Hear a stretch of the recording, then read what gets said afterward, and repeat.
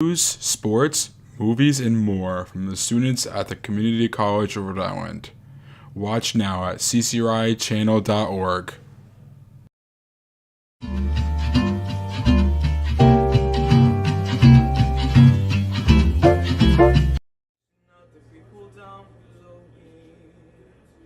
My life I watched this, I hide up here alone, hungry for the histories they show me.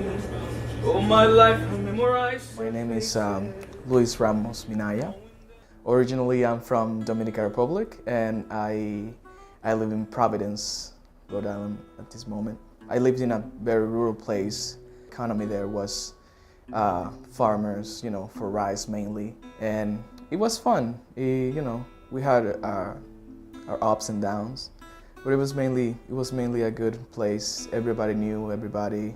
I grew up in the church, and when I was 12, I already had some role models that were already priests, and I decided to go for the tryout. But I got in, and I loved it. It was a very good experience. I believe if I would have stayed in the Dominican Republic, I probably would have continued a seminary. Well, I first went to Puerto Rico. My stepfather, he lived in Puerto Rico, and then I lived there for 2 years, and then they decided kind of like that they needed a change. We came here in search of a different life. I always liked music, basically, but like in the Dominican Republic, theater is not like a big thing. But then when I came here, a friend of mine, a priest that lives in New York, and he took me to my first Broadway show, and that was an amazing experience, and I knew right there that I want to do this. Lin-Manuel Miranda, he made this show called In the Heights. It's about a Dominican in Washington Heights. That was like the first time that I felt like, oh, so I can actually be in theater. I can actually go to Broadway maybe, because this is basically about somebody like me. The first person that I looked up to that I know, Bert, Silverbird, my teacher of Acting 1. He's a very relaxed teacher. You can go to him for anything. He was the one that told me about the night of the iguana, to audition for it. And thanks to him, I stepped out of my comfort zone because I would never make the first step to audition for a professional play. I had Luis in class last fall, a year ago this semester. He was in my Acting 1 class. I'd never seen him before that semester. Very quickly after the semester began, I encouraged him to consider trying out for our productions because he hadn't been in any before then. He tried out for the show at the end of December, at the end of the fall semester. And I cast him in the title role in Xanadu. It was amazing, I loved it. I always wanted to do a musical, and it was everything that I thought it would be. The people here, the cast here, the players, they're amazing. They just like receive you with open arms, and the director, the professors, all of them, like, they helped me a lot. And the second production was a straight play, The Night of the Iguana, also surprisingly a professional play. And I saw all these professional actors and actresses. It's amazing to see them work. I learned a lot. I learned a lot in both shows. When I'm performing, it's amazing. I love the feeling of singing. It's physically and also spiritually. It's very satisfying. You feel that everything goes right, everything flows perfectly. It makes me happy every time. I had a professor in college, and he would use a phrase all the time, which I'm not sure that I understood at the time, but now I do. And he called it the joy of performance. And that's what you get from Luis. When he's on stage, you can see the joy in that performance. He loves being out there, and that's why I think he connects so well to the audience. They see a guy out there really not only talented, but having a wonderful time out there, really enjoying himself. And that's something that you can't create. That's something that's innate. Qué triste fue decirnos adiós. When I came here, the main thing was the language. The first year I tried to get into CCRI, but I couldn't because I didn't know absolutely nothing of English, nothing. He amazed me with how well he was able to learn and memorize scenes in a second language for him. He would have these lengthy scenes and be letter perfect with the lines in English.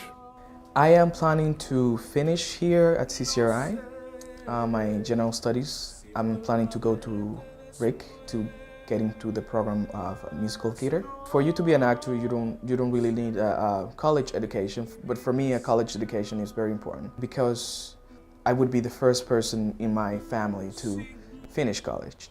And then after that, I'm gonna try to stay locally, get some professional shows, hopefully, and I don't know, maybe audition anywhere. You know, I'm planning to live here, to stay here, and then audition anywhere like California, New York, whatever comes the way. It is scary, you know, but I have heard before. I don't remember was the first person that told me this, but it is good to feel scared because it means that you care. Very perceptive. I think that's one of the things that separates him from a lot of the students. He gets it. You know, you use that phrase, he gets it. So things that you teach in class, he absorbs and remembers and applies. That's a really important thing. A lot of people think that when you go for dreams like this, like theater, like movies, or whatever you want to do, they think that you don't know the risks. I know that there might be moments that I don't get anything, but I am considering all possibilities and I'm just going for it because that's what I love to do. At the end of the tunnel, or something like that. When I will run and run much further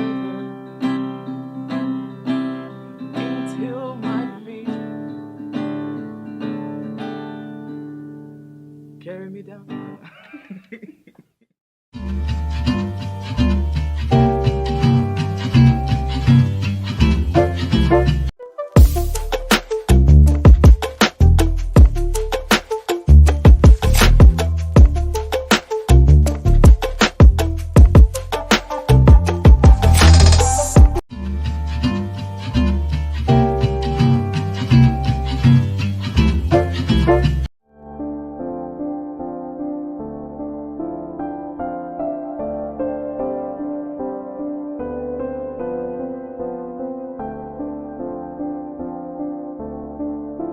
As you cross the Pell Bridge and exit to downtown Newport, on your left you will see historic Island Cemetery.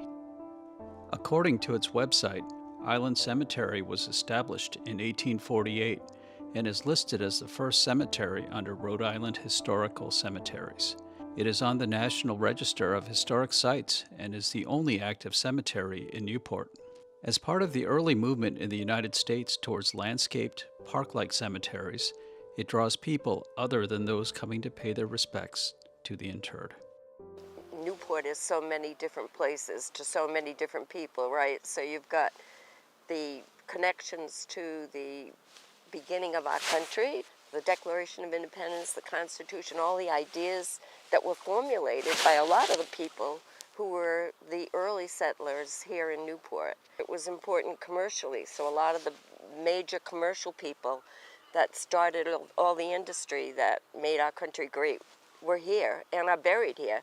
And militarily, we have, I mean, if we were to map out all the military people in the cemetery, you'd have flags all over the place. The War of 1812 with the Perrys, and the opening of the trade with Japan with Matthew Perry. So, I mean, it's just been fascinating for me.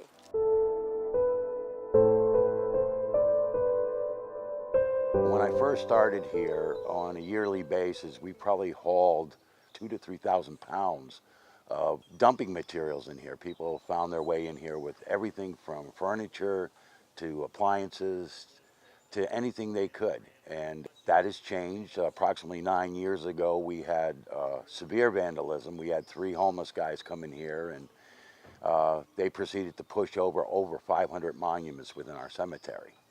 Which was devastating. You know, I'm a strong man. I'm a combat veteran from the United States Army, but I cried that day when I saw the desecration.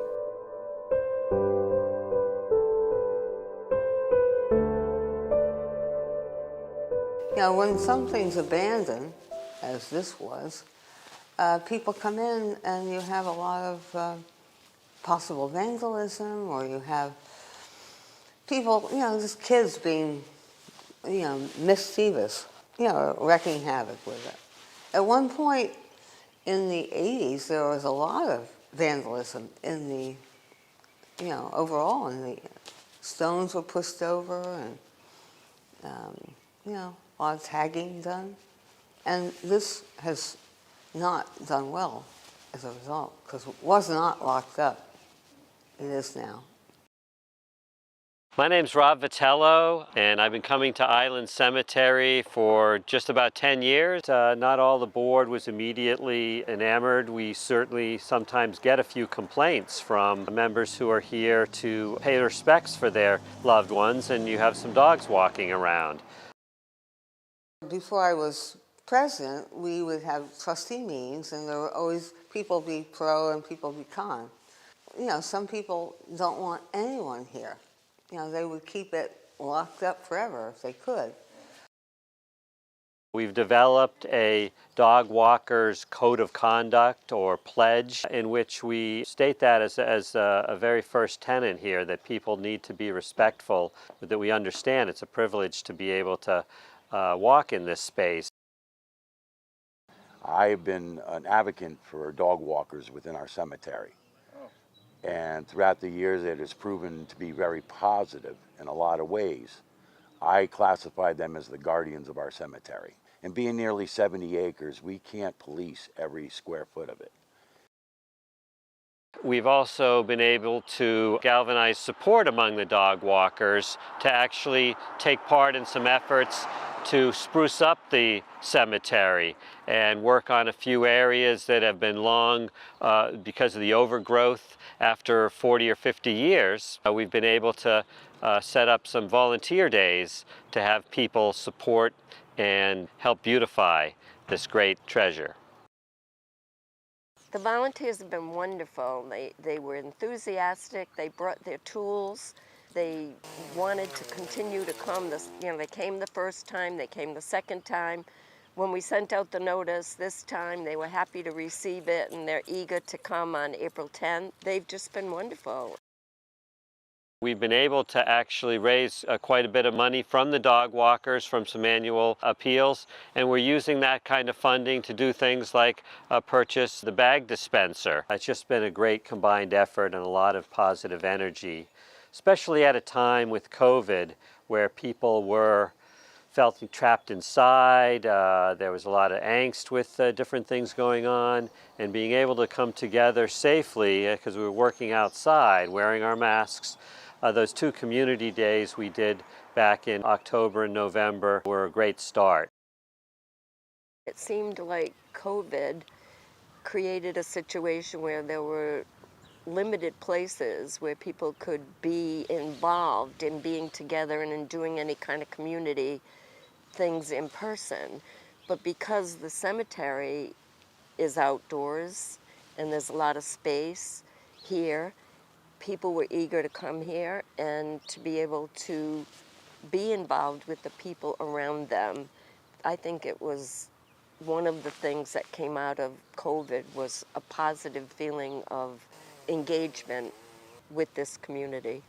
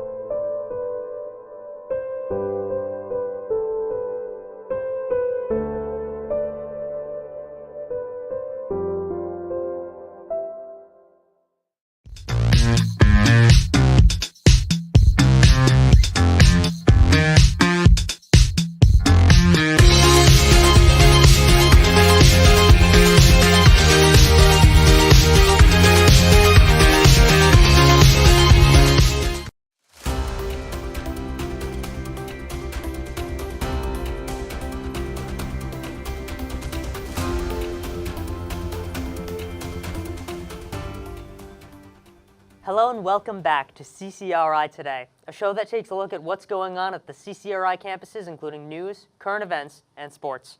I'm Peyton Lewis, news reporter for CCRI. And I'm Morgan Judd, and for our top story for today. Welcome to our final episode of the fall semester and the last episode of 2023. Our top story is a reminder to all students that the last day of classes is Friday, December 15th, and final exams will start the week after. Be sure that all your assignments have been submitted.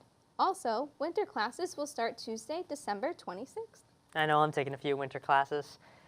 In campus news, CCRI has been designated as one of the 17 new industrial assessment centers by the Biden administration, boosting its efforts to support local businesses with energy savings.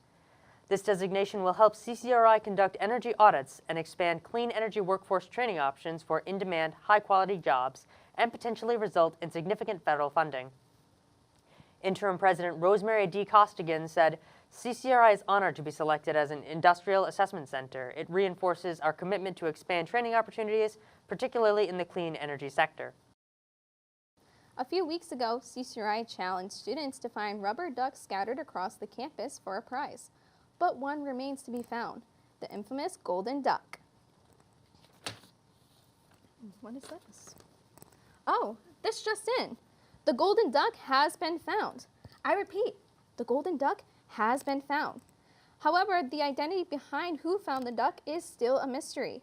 If you are the one who found the golden duck, please report it to the JA office to claim your prize. That's Excellent crazy. work, right? Yeah, good work. Excellent work. That's awesome. Now look at upcoming events on campus.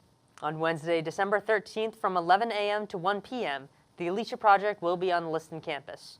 CCRI students can access fresh food and household items at no cost through the Alicia Project. Feel free to stop by and take what you need. On Thursday, December 14th from 3 p.m. to 6 p.m. at the Knight campus, the Office of Enrollment Services is hosting a Fresh Start enrollment event. Participate in this exclusive event tailored for adult learners seeking to return and complete their degree. At the Fresh Start enrollment event, you will be assisted in class registration, guided through the financial aid application process, provided information on additional funding options such as RI Reconnect for adult learners, discuss credit for prior learning, the Fresh Start scholarships, and much more. Now we will head over to our field reporters from the studio production class. Tell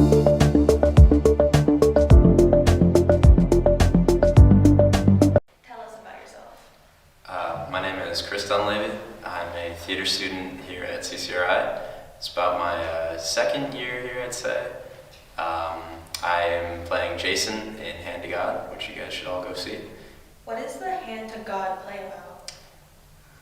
Hand to God is about a mother and son grieving the loss of their recently departed father. So they are really trying to overcome their own grief throughout the play, and you see them kind of both find different ways to express that grief. For Jason, he finds comfort in his sock puppet, which I'm not allowed to say any more than that. You guys will have to see the show to see how that looks. But and then, you know, for Marjorie, she finds comfort in her human relationships and intimacy with others throughout the show. And yeah, it's really just about those two trying to fill the hole that's left by the father. What do you think is the target audience for this specific play? This is an interesting question because I think with this show we've had a lot of people that are maybe more conservative or religious kind of shy away from it, and I would say that that's not necessarily what needs to happen. I think that this show is for anybody that really connects with the themes of grief and loss, and also just it's a funny play. It's such a funny show, and it's a comedy, and if you're looking to laugh and have a good time and also be kind of shocked because it is a dark comedy, this is a good show for you to watch. It's definitely very it's very provocative, but it's also provocative in a way where it's trying to make a statement about religion and kind of the impacts that that can have on individuals that are raised throughout the church. So it's a good piece. What can the audience take from this performance? I think if there's one thing I want the audience to kind of thinking about walking away from this play, it's just like, how can we be there for each other, and how can we be more empathetic to what other people are going through? Because I think that my character in this play specifically, I think if people had paid attention more to what he was going through emotionally, you wouldn't see him kind of go to the mental state that he does in the show, and just really, how can we treat each other as human beings, and how can we forgive each other and help each other through our difficult times? So that's what I would say. All right, thank you. Do you have any last words? Come see Hand to God. Hand to God will be running December 7th to December 10th, Thursday to Sunday, 7 p.m. Thursday, 7 p.m. Friday, 2 p.m. or 7:30 p.m. Thursday, 7:30 p.m. Friday, 2 p.m. Saturday, and 7:30 p.m. Saturday, and 2 p.m. Sunday. It's a great show. Please come watch. We need your support. Thank you.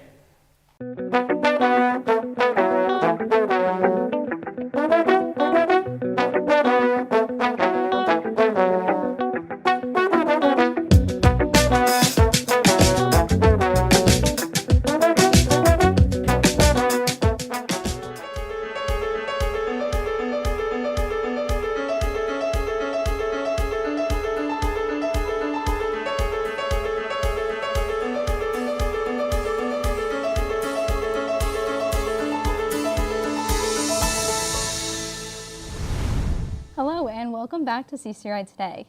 For our interview, Peyton and I are joined with a very special guest, a professor and department chair of the Communication, Film and Media Department, Sandra Sneesby.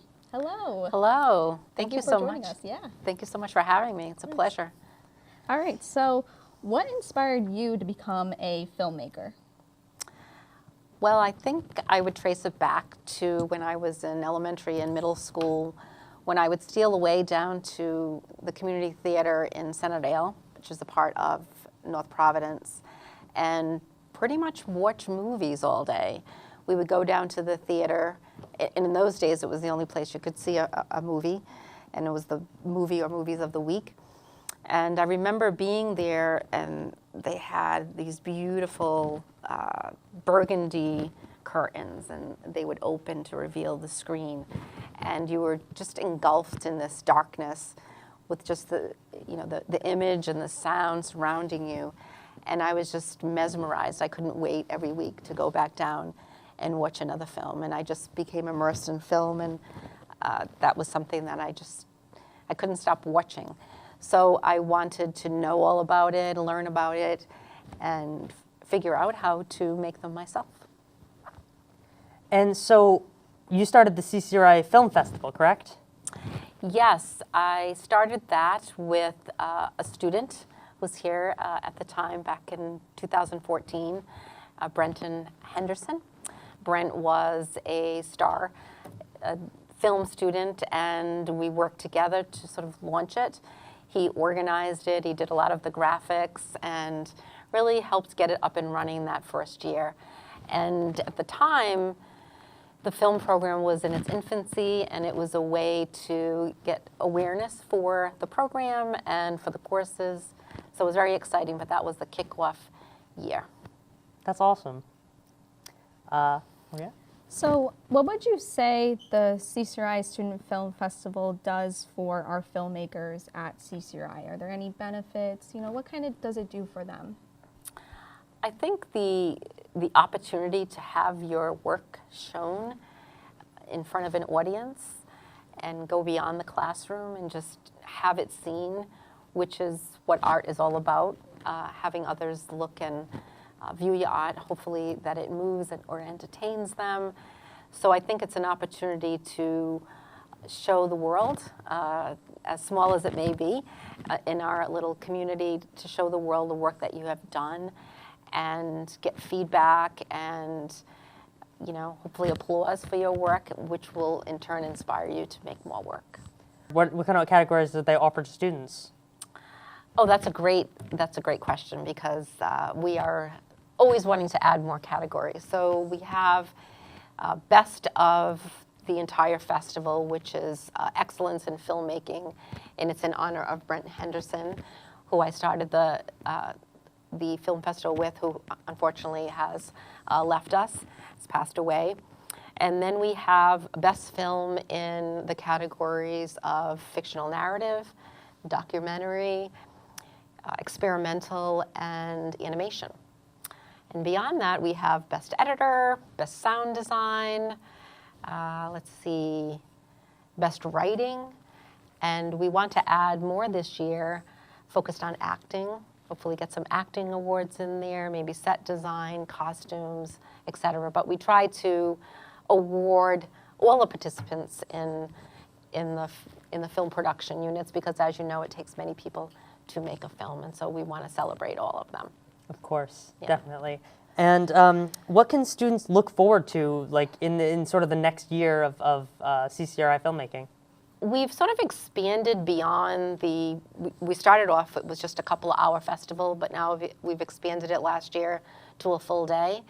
And now this year, we're going to have an opening night sort of party celebration to kick off the festival, where we can all just get together, maybe dress up and have a good time. And then the following day, the Saturday, will be where all the films are shown, and we'll have workshops, maybe some vendors there. So yeah, we're slowly expanding it every year. That's fantastic. Morgan? Well, that sounds great, and I can't wait to go and see all the student filmmakers and their productions this year. So, thank you for watching CCRI today. We hope you've enjoyed the last episode of this season, and we will see you next season. You can find more episodes, clips, and more at ccri.edu/channel. You stay classy, CCRI.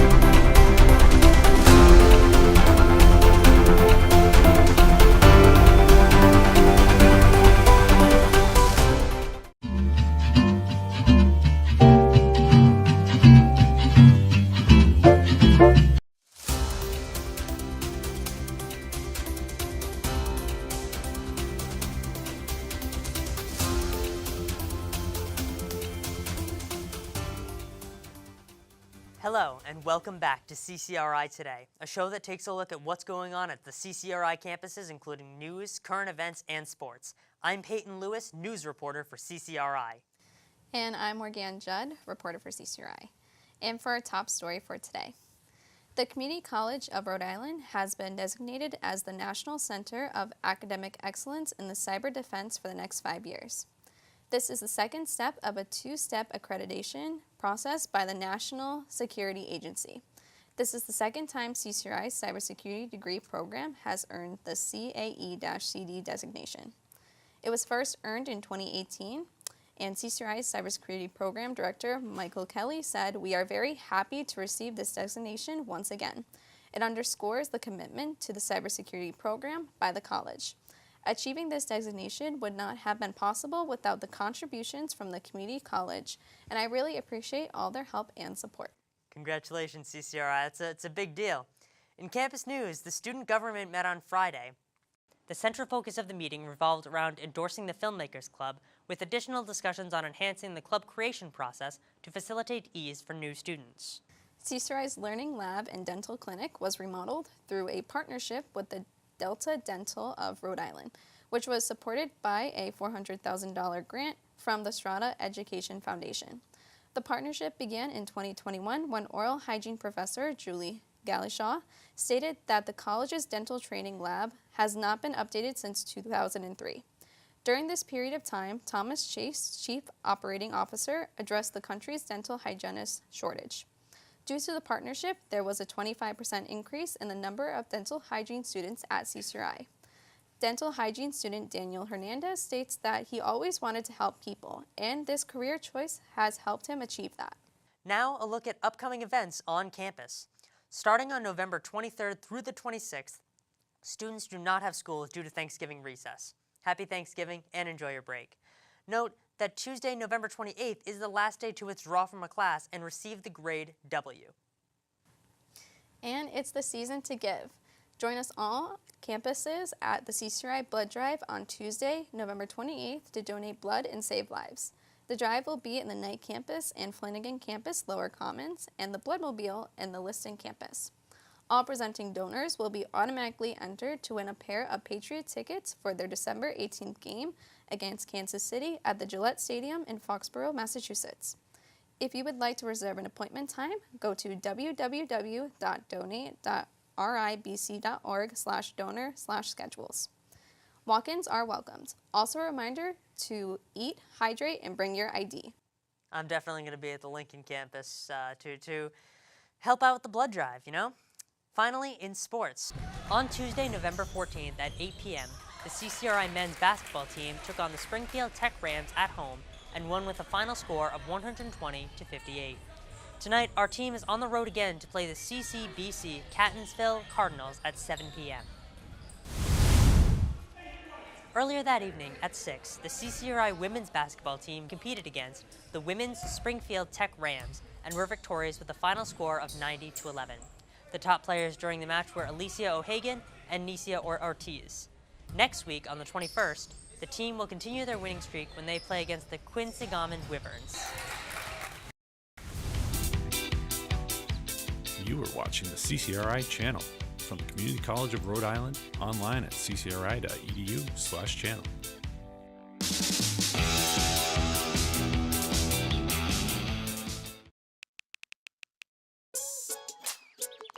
Worried about your friend but don't know how to reach out?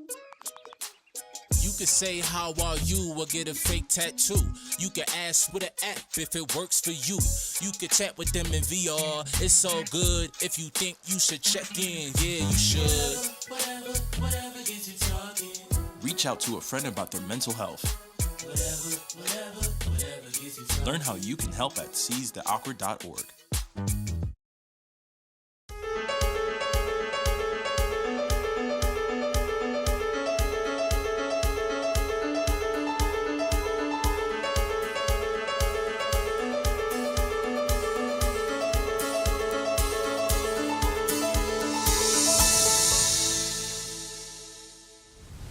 Hello and welcome back to CCRI Today. I'm Peyton Lewis and I'm here with Tom Galeano, the editor-in-chief of The Unfiltered Lens. Tom, would you like to tell us a little bit about yourself? Yeah, sure. I started at CCRI last year. I've been with The Unfiltered Lens since October of last year, and I'm a chemistry major, actually. I'm sure you remember I was the managing editor last year, because you were a part of the newspaper too, right? Yes, I was. And you know, I've been really trying to make a push to make it a more journalism-oriented paper. I'm pretty excited about what we're doing this year. That's awesome. So how long have you been the editor-in-chief? I've been the editor-in-chief since the beginning of this academic year. I was selected out of everybody. We had an interview process. Who selected you? I was selected by the previous editor-in-chief, Nina Fossey, and our advisor at the time, Jessica Arujo. And I'm really excited to be taking on the role. I know I saw Nina work so hard last year to build this newspaper up from nothing, and it was a lot of work. And I underestimated the amount that she did for this newspaper until taking it on myself. So, do you want to follow a career in journalism? I actually don't. I'm a chemistry major, like I said. I work in a lab right now, and I want to go into a STEM field, but I think that student journalism and student press is really, really important, and I'm passionate about it. And I think that communication in any field is important, and people undervalue it. I mean, in chemistry alone, like science advocacy and people getting their ideas out there in any field. So how do you hope to apply what you've learned so far as editor-in-chief to your career? Well, I think that, like I said, science advocacy is so important, and that so many scientists out there are bad at communicating their ideas, and they don't ever focus on the importance of publicity, and then we end up with a lot of misinformation and people not trusting accurate facts. Yeah, definitely. Have you encountered any obstacles in your tenure as editor-in-chief so far? Yes, and we've had a few minor hiccups between difficulties between staff members or issues trying to figure out our printing process or budgeting, but the main issue that has really faced us this semester is a lack of membership. And a lot of people, I think, assume that it's too much work to join the newspaper and that they have to commit a lot of time. And with rent rising for people and a lot of students working full-time or part of the Promise program, you've got to go to school full-time. They just think they don't have time to join a student newspaper and work on writing articles every month. I think people need to understand a little more the importance of what we're doing and how it can benefit students. Definitely. And how do you think that writing for the newspaper could benefit students? Well, especially if you're a communications major or you want to go into journalism in the future, it's a huge resume boost, just being able to say that you've already had experience working with real newspaper software and newspaper, like you've got the workflow down, you're used to doing investigative journalism and having your work put out to a group of people. That's worth way more than just saying you took an English class. So what kind of things do you do with the Unfiltered Lens? Well, like with the group? We put out a print issue every month. I'm sure you've seen around on campus. We distribute to all 5 campuses. We've got those big racks that say the Unfiltered Lens on them. And we go around and we interview people and write articles and take photos and then organize it all into that. But we're actually soon hoping to push more for an online presence. That way we can all kind of collaborate and be working continuously on publishing. So do you know when the next issue of the Lens is going to be out? The next issue is actually going to be in print on Friday next week, so look out for that. Like I said, we have a lack of membership lately. It was supposed to be published in this first week, but we need to work on getting our content up and make sure that it's a high quality product that we're producing. So how can students interact with the paper even if they don't write with it? Well, students actually don't need to be writers or journalists at all to submit content. You can help us with graphic design. You could submit a letter to the editor telling us your opinion on the newspaper or on happenings at CCRI or even local politics. If you have any opinions or work that you've completed and you want it out there to the world, I would recommend submit it to the Unfiltered Lens. Do you have anything else you'd like to say to our audience? I think especially going into this spring semester with the communications and film department becoming its own department, we've got a lot of big things coming up, and that this spring with the introduction of newspaper production class and with the return of, well, you've got film club coming up now, and we should be seeing the film festival happening again. So I think that this is a huge time and that spring semester is going to be a huge gain for CCRI and the Unfiltered Lens in the communications realm. Thank you very much, Tom. Thank you for watching another episode of CCRI Today. You can find more episodes, student films, and live sports at ccri.edu/channel. I'm Peyton Lewis with the CCRI Channel. See you next time.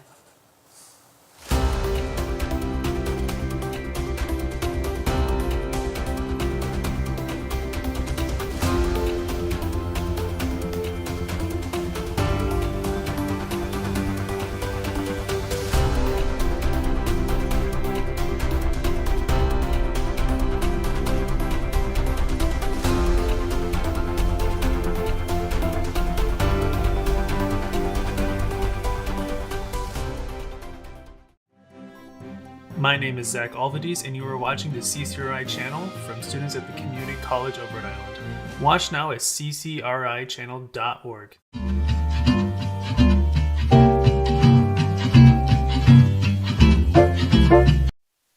10, 9, 8, 7, 6, 5, 4, 3, 2. All right, this looks pretty good. Oh, hi there. My name's Andrew Hurst. I'm making a behind-the-scenes video on how we make an episode of CCRI Today.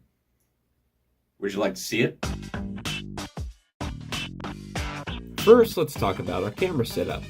This camera in particular doubles as both a teleprompter and a wide angle of our guests and anchors, whereas the other cameras focus on individual subjects. But of course, how are we going to do that if we don't have any good lighting?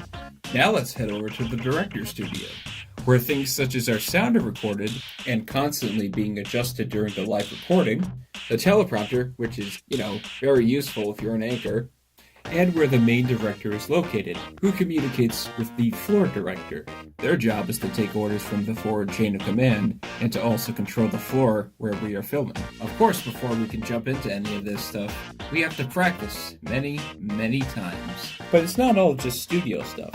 We have to go outside of the classroom and also record interviews and some B-roll footage. That way, editors like myself can work with a much bigger variety of footage. However, none of this would be possible without the help of one man, Professor John Dorn. He's the foreman of the project, helping to make this episode come to life. All in all, making an episode of CCRI today is very fun. We overcome obstacles and unintentionally make some, but we all learn from our mistakes, and we try our best to make the best content for CCRI today.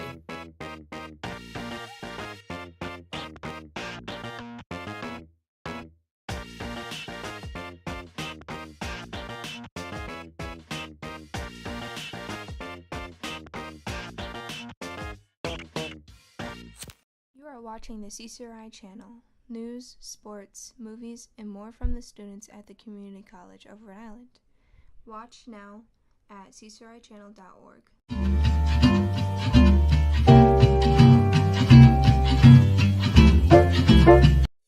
This is how to borrow equipment and edit your projects in the Communication and Media Department at CCRI. When taking a production course in the CCRI Communication and Media Department, you'll need to borrow equipment and edit media for your projects. Here's how it works. First thing to do is follow your instructor's link to the Equipment Center website. That's right here. That is ccri.edu/cmmd/equipment. And before you do anything, like reserving equipment, you'll need to sign the semester agreement for using equipment and facilities. So to do that, click this button, read through the policies. Couple key items are that we do not check out recording media or memory cards. You have to provide your own memory cards. Your instructor will authorize you to check out certain pieces of equipment as you learn them. And you need to make sure you bring equipment back on time, or there may be some borrowing penalties on your account. So you read through that, click the agreement form, fill it out, and sign that you have reviewed it. Click submit, and you're all set. Once we have that on file, we'll add a rental membership to your account in our equipment lending system. Remember, you can only borrow equipment if you're currently enrolled in a comm or film course, and you're only able to borrow the specific pieces of equipment covered in your course. You'll be approved by your instructor as you learn new gear. We have a few different spots on campus to help you with what you need. If you need to borrow equipment like a camera, tripod, or audio recorder, you go to the Equipment Center in room 6561. So here's our main page. If you click on this, this will bring you down to our locations. 6561 Equipment Center. Open Monday to Friday, 10 to 2. And if you need help finding it, here's a map. If you get out of the elevator in the round building on the 6th floor, just take a left and we're right there. There's a sign posted outside the door. And once you go in, a staff member will help you out.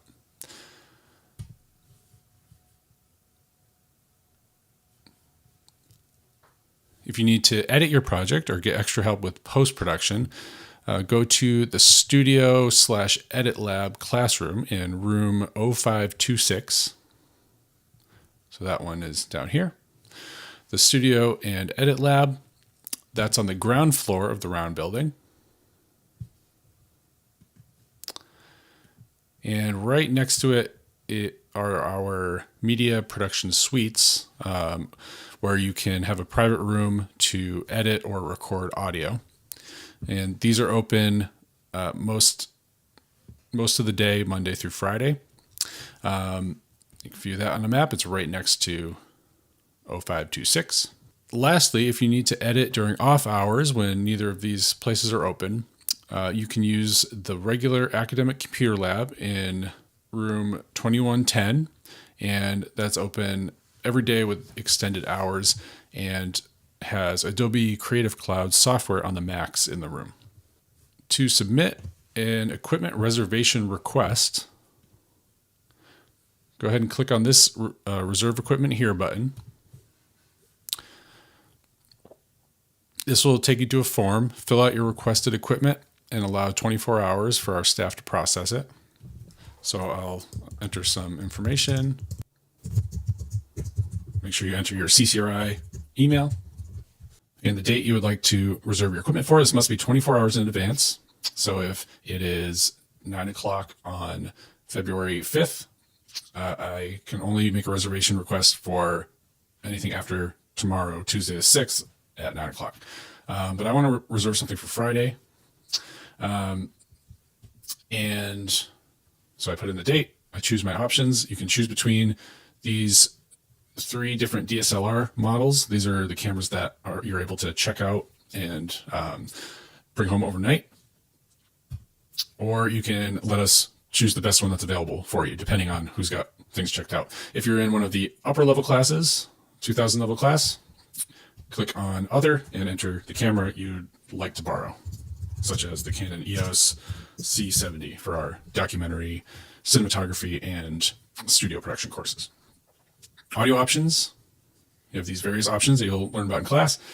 You can choose a camera mounted mic. I'm going to choose no lighting options for my reservation. And then yes, I do want a tripod. If you have any notes, feel free to add them there and then click yes that you agree to follow the terms and then click submit. So you'll receive a reservation confirmation email within 24 hours. And just note that this is not an automatic email. We have staff members going through each of these requests and then creating reservations. And so you'll get that once your reservation is created. It'll be from film equipment at ccri.edu, and it'll include a loan number and then all the details of your loan. And if you want, you can log in to our system and check the status of your reservation by clicking the Lend Engine link and logging in. On February 9th, I'll go in, pick it up at the Equipment Center, and it'll be due back on Monday by the end of the open hours. So when it's time to pick up your reservation or editing suite time slot, go to the location. A staff member will complete the checkout with you. You can take a look at your equipment, make sure you have everything, ask questions, and take the equipment home with you or use the edit suite for the time slot you've reserved. So that's just about it. Please feel free to reach out to us if you have any questions. Our email is filmequipment@ccri.edu, and be sure to check the website and Instagram for updates.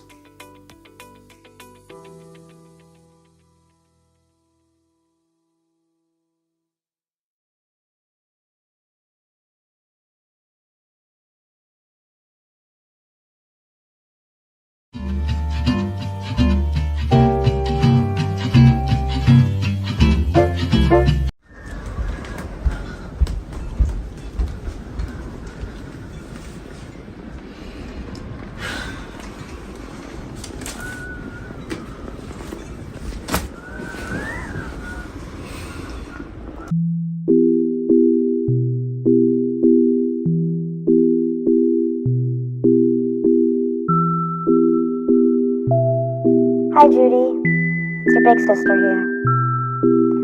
I can't believe it. 10 years since we lost you. There isn't a day that goes by where I don't think about you and what happened. Judy, I'd do anything to save you from drowning that day. But no matter how hard I try, I can't bring you back. Anyways, life's been okay. I started talking to this boy. His name's Owen. I think you like him. Mom and Dad love him. College is good. I love all my classes. And I've made a lot of friends this semester. Well, I don't want to bore you, so I guess I'll see you around. We miss you, Judy. Love, Sid.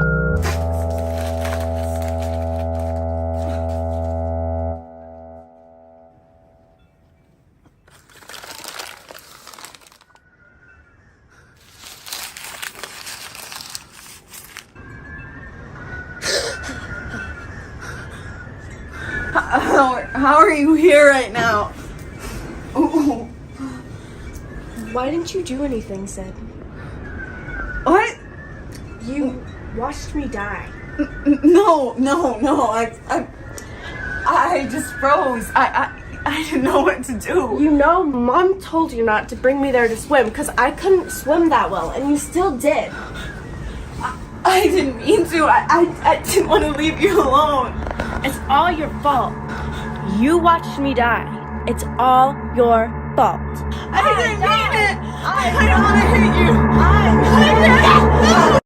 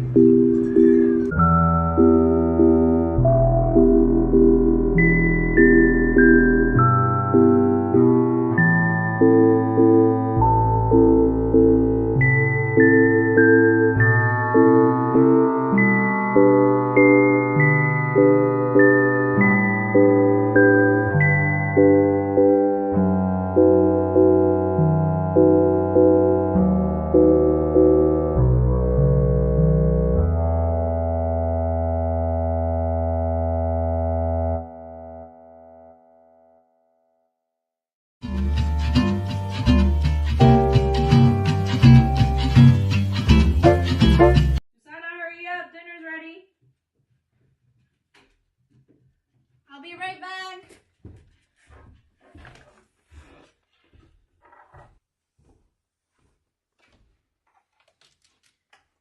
Wow, I haven't been here in so long. I wonder where are they? Memories? Is this mine? What is this doing here? Oh my god.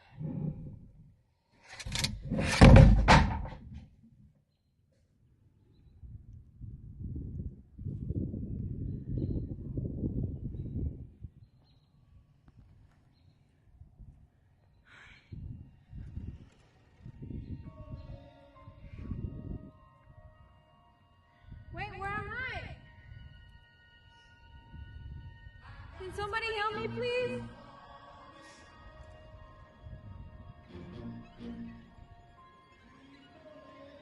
Hello?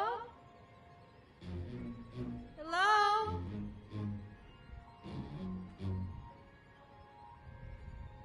Hello?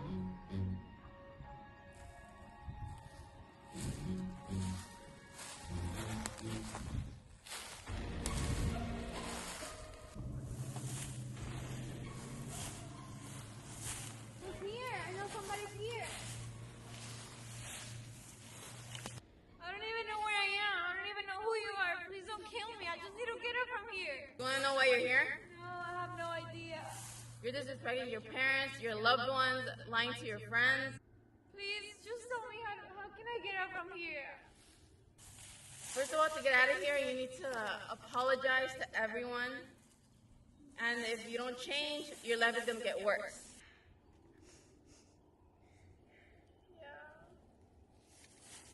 You need to change your attitude so your life can change.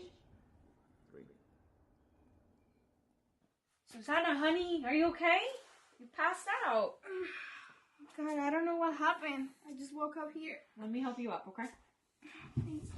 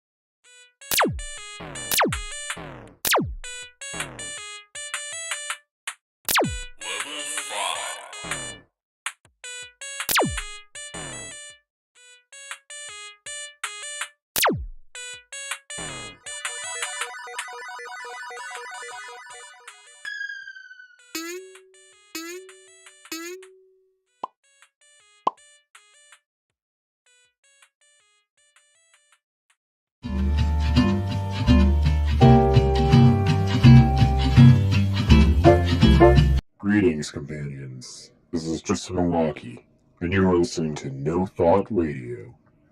I'm gonna put the new song on by Skipper 12 called Birthday Card Dilemma. Grandma sent me a birthday card with no money in it. I need to find a fix. Life is hard at 26. No, this is not a top 40 hit. This is not compute. Be gone, be gone.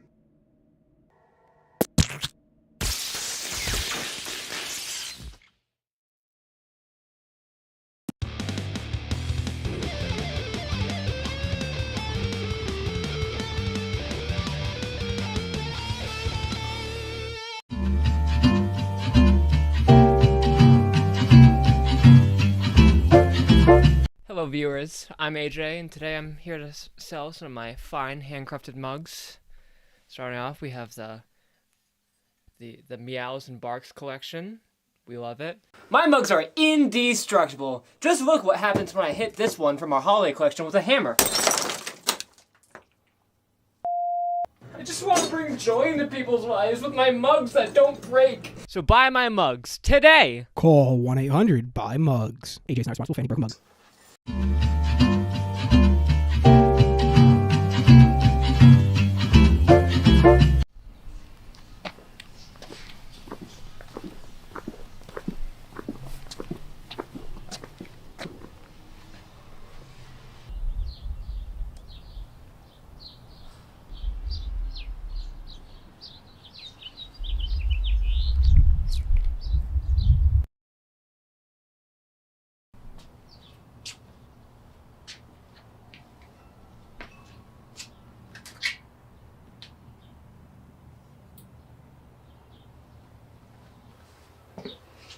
Excuse me, miss.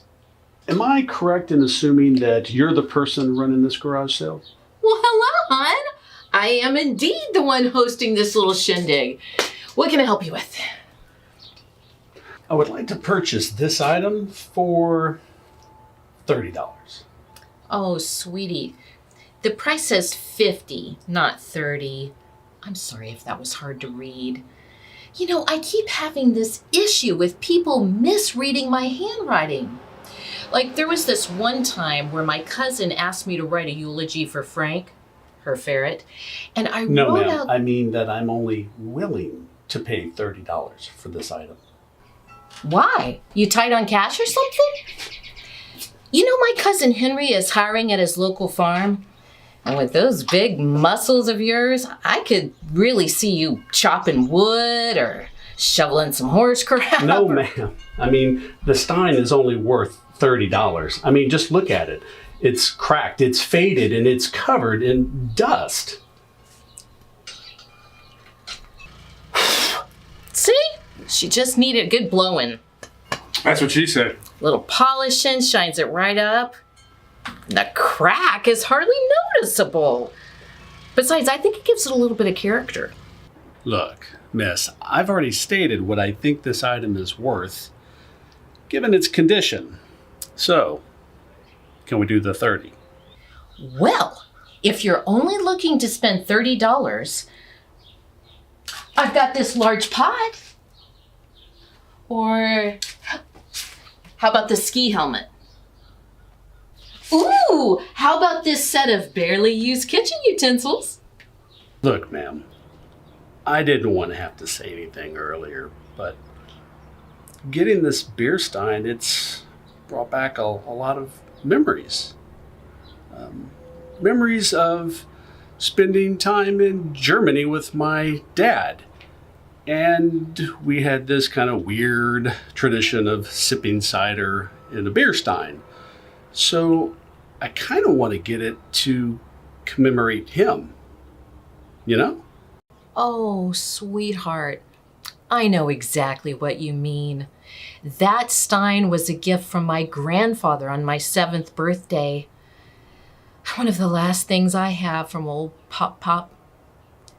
I really couldn't let it go for anything less than the listed price.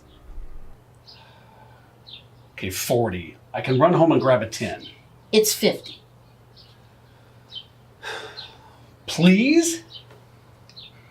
Oh, come on, lady. It's a piece of junk. Piece of my junk? Now it's 60. 45, and that's my final offer. Double it and we have a deal.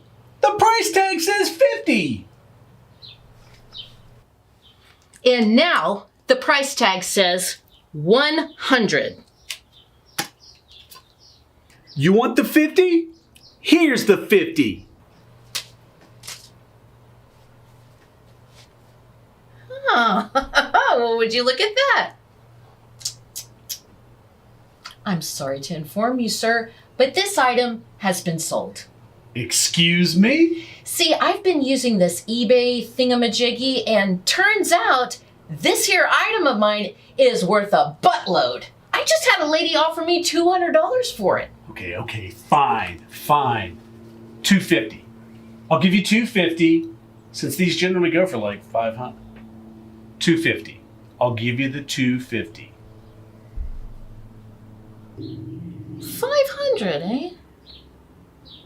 Well, now I can see why you were so willing to give me a whole $30 for it.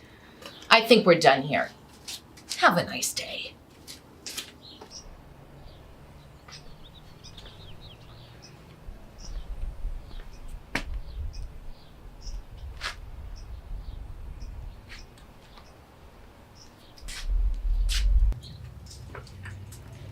Wait. I'll buy this really weird lamp for 20. No, 30. But you have to go out on a date with me. Make it 50 and I get to pick the restaurant. Okay, fine. But it has to be a restaurant with outdoor seating and a good view. You never give up, do you? Well, neither do you.